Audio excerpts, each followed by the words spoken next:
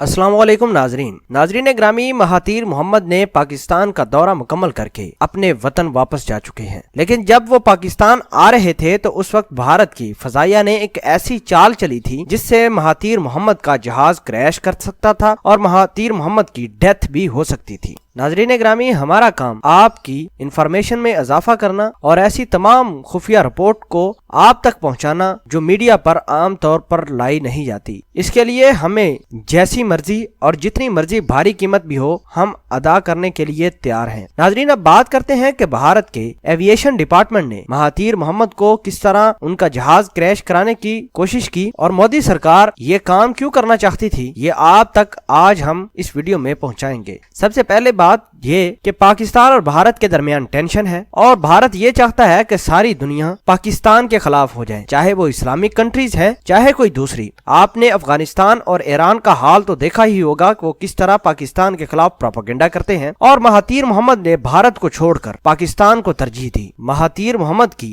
ये गलती उनकी जान लेने वाली थी। वो कैसे? नाजरीन ग्रामी, महातीर मोहम्मद ने भारतीय फजा को इस्तेमाल करते हुए इस्लामाबाद पहुंचना था। महातीर मोहम्मद और उनका तैयारा जब मलेशिया से उड़ता है तो ऐन मौके पर भारत ने अपनी फजा में दाखिल होने से इनकारी कर दी और बहाना ये बनाया कि पाकिस्तान एयरफोर्स चूंकि हमारी फजा को टारगेट कर सकती है, इसलिए हम आपको अपनी हदूद यानी भारतीय हदूद में दाखिल होने की इजाजत नहीं दे सकते। नाजरीन ग्रामी, अब महातीर मोहम्मद के जहाज को लंबा सफर तय करना था और भारत की फजा को छोड़कर ओमान के रास्ते जाना था और ओमान से दोबारा पाकिस्तान आना था। इससे महातीर मोहम्मद का जहाज क्रैश कर सकता था क्योंकि उसमें पेट्रोल या डीजल जो था वो इस लंबे सफर को तय करने के लिए नाकाफी था। नाजरीन ग्रामी, जब कोई मुल्क का सदर या किसी की फजा इस्तेमाल करनी होती है तो उस मुल्क की अथॉरिटीज को पहले बताया जाता है कि फलां टाइम पर फलां आपका रूट इस्तेमाल किया जाएगा और इस तरह भारत ने जो ही अपने फजा में महातीर मोहम्मद के जहाज को आने से मना किया तो महातीर के जहाज ओमान की फजाई हदूद में चला गया। और आपको ये भी पता है कि किसी की फजाई हदूद बगैर परमिशन के इस्तेमाल करना किसी शख्स की जान भी ले सकता है। ये महातीर मोहम्मद के साथ हुआ। बहरहाल पाकिस्तान एयरफोर्स, पाकिस्तान की डिप्लोमेसी ने बिलवक्त और फौरन कार्रवाई करते हुए ओमान की गवर्नमेंट को बावर करवाया कि महातीर मोहम्मद का जहाज आ रहा है, आपका रूट इस्तेमाल कर रहा है। तो पाकिस्तानी गवर्नमेंट ने ओमान से बातचीत करके महातीर मोहम्मद के जहाज को परमिशन लेकर दी थी ओमान का फजाई हदूद इस्तेमाल करने के बाद। फिर उधर से ओमान का रास्ता इस्तेमाल करते हुए